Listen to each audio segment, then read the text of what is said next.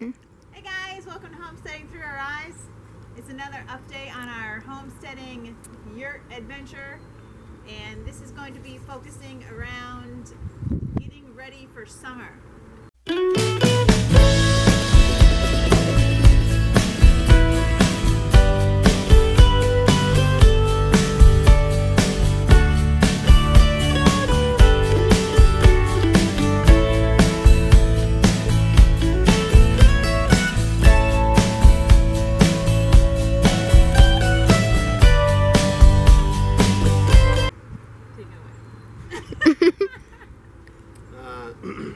So, summertime is actually our most uncomfortable time. In the yurt, the sun, when it hits it, it heats it up like an oven inside, and it gets to, I think we've seen even like over 100 degrees in there. So, what we're doing here is digging a trench so that when one of us dies, we can lay ourselves in there and do the burial. No, I'm just kidding. It's for earth pipes. So we've been working hard, maybe, let's say, 4 solid hours, maybe 5, maybe 8. It's hard to tell because we do it here and there when we have energy.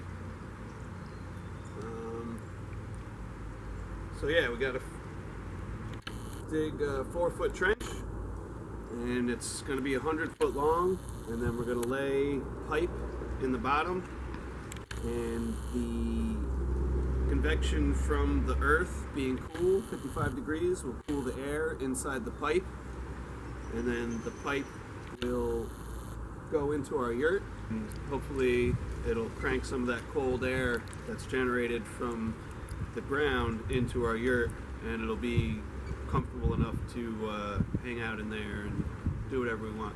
So, as you can see, we still have a ton of time to put into our earth pipes, and we got about a month and a half before it gets really uncomfortable in there, so this will be a lot of our time spent. So let's check out some of our other projects, because we like to have many projects rolling at the same time. Keeps us from getting bored and works different muscles in our bodies. So follow us down to the garden, and we'll show you that.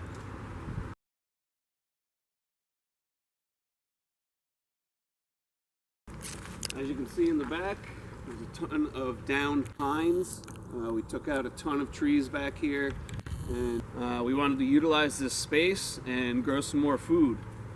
So this year we're going to do tomatoes back here. We went out the other day and I got all the down cedars again for nice strong sturdy posts. The other day we got a downpour after we had clam dug the holes out, and there was water filled right to the brim.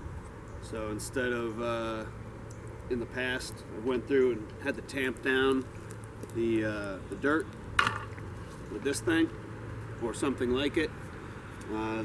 We just backfilled into the water the other day and let it all sift itself out and settle, and it seems to be working out really well. So we spent a lot of time digging, a lot of time backfilling, a lot of time getting posts, setting up new garden space, taking down trees, getting firewood.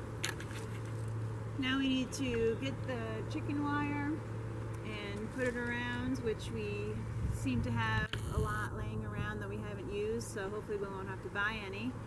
And put our chicken wire on and start planting real soon. Tomatoes can go in the ground in another 2 to 3 weeks, so we should have it done just in time.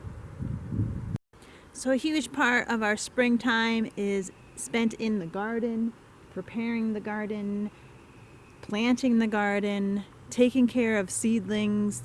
We make a goal of never buying any seedlings from any suppliers or farms and growing everything ourselves from seed. It saves a ton of money, and it's very rewarding to have known that you took the time and energy to nourish these little guys. And now they're going to reward you with some food. So real quick, I'm going to show you around the garden because that is something we spend a lot of time in. This is our comfrey area. Comfrey is a wonderful fertilizer. Look into it if you don't have it. I got the spreading kind, apparently. I started with 3 plants here, and it has really spread. So make sure you look into what kind you're getting. But I ended up thinking maybe it's a reason why it spread and I got the wrong kind. So I turned this whole area into what I call comfrey fields in the garden, and we make our own fertilizer and put the leaves into the compost, and it's a really good plant for fertilizing, organic fertilizer. So over here it's just a smidge too early to be planting everything in upstate New York, but we do have all of our cold hardy crops planted. Lots of kales, cabbages, broccoli, cauliflower, more kale, kohlrabies, lettuce, lots of things by seed like beets and carrots and turnips. These are my turnips, they're looking good. Over here you can see this nice light colored wood chip mulch we have. We just picked up a nice wood chipper the other day off of Facebook Marketplace. Went out to Massachusetts, met this nice couple and bought their wood chipper. It works great. It gives us this great fine wood chip here. We do the back to Eden style gardening. So you need wood chips on a lot of them, and it was something we haven't really put our energy into enough in the past. And this year I said, I'm doing this wood chipping thing right.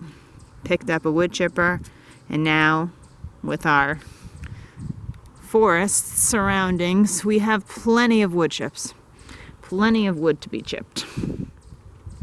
So you can see everything's kind of boxed in here. This isn't how we typically have our beds. We usually don't have any bordering around them, but because we did plant them about a month or 2 ago, we had glass pieces on the wood, which made a cold frame, which gives your guys a little protection from the wind, from the snow that we were still getting, from the cold, hard winds. So this one you can see is still in the cold frame. This is green beans, bush beans. It's a little cold for them, so I'm not sure if they're going to make it, but figured it was worth a try. We had the space, we had the extra box. Now you can see most of the windows are off, and that's because we're in May now, and you don't really need covering for these guys.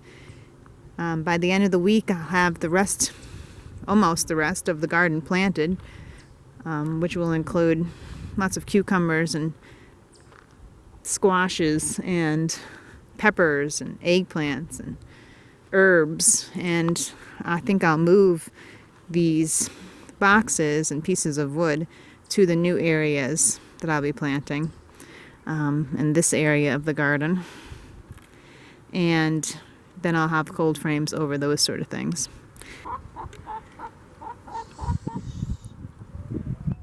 Thanks for watching our video on us getting ready for summer.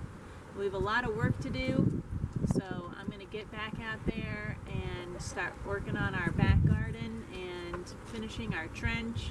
And now it's finally warm, and we're going to finish planting in our garden. So spring is a busy time, and we'll see you soon. Peace.